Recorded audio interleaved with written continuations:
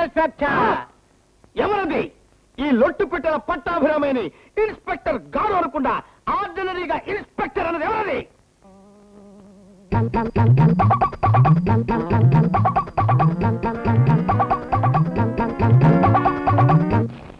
నీ గారులు బ్రహ్మాండంగా ఉన్నాయి ఆ పట్టాభిరామయ్య. అన్నట్టు నువ్వు బిఏ చదివావు కాదు? అవును సార్.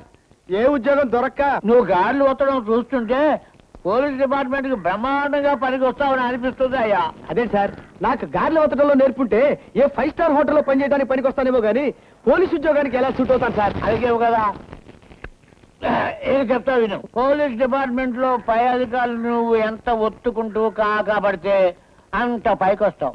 గాళ్ళు ఒత్తడంలో నీకు ఆ విద్య ఆల్రెడీ వచ్చేసినట్లే. నెంబర్ 2, ఆ ఉద్యోగంలో రాణించాలంటే ఎదుటి వాళ్ళు బొక్కలు వెతకడమే డ్యూటీగా పెట్టుకోవాలి. బొక్కలు పెట్టడంలో నువ్వు ఆల్రెడీ 6 తేరిపోయావు. ఆ రోజున మీరు చేసిన సహాయం తలుచుకుంటే ఇన్స్పెక్టర్ ఉద్యోగాలు కావాలని ఈవేళ పేపర్లో వచ్చింది. నువ్వు ఒక అప్లికేషన్ పడే రికమెండ్ చేసే పూచి నాది.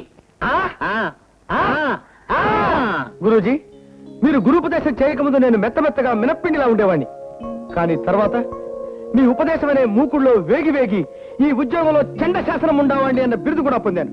చెప్పండి గురూజీ, మీకు గురుదక్షిణగా ఏం కావాలో? నా గురుదక్షిణ నువ్వేమి ఇవ్వక్కర్లేదు, కానీ నువ్వు అరెస్ట్ చేసిన ఆ ఇద్దరిని విడిచిపెట్టవయ్యా. ఆ ఇద్దరా? వాళ్ళకి మీకు సంబంధం ఏంటి గురూజీ? అందులో అలెగ్జాండర్ అనేవాడు మా అబ్బాయి. మీ అబ్బాయా? అయితే మీ అబ్బాయిని వదిలిపెడతాను, తీసుకెళ్ళండి. ఆ రంగా గారు కూడా మా ఇంటి ఎదుటి వాడేనయ్యా, చాలా మంచివాడు పాపం. అతను కూడా విడిచిపెట్టి.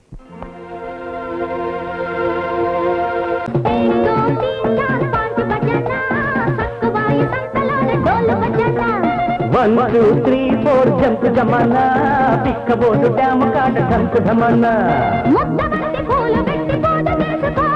చక్క చెడతలందుకోని భజన చేసుకో.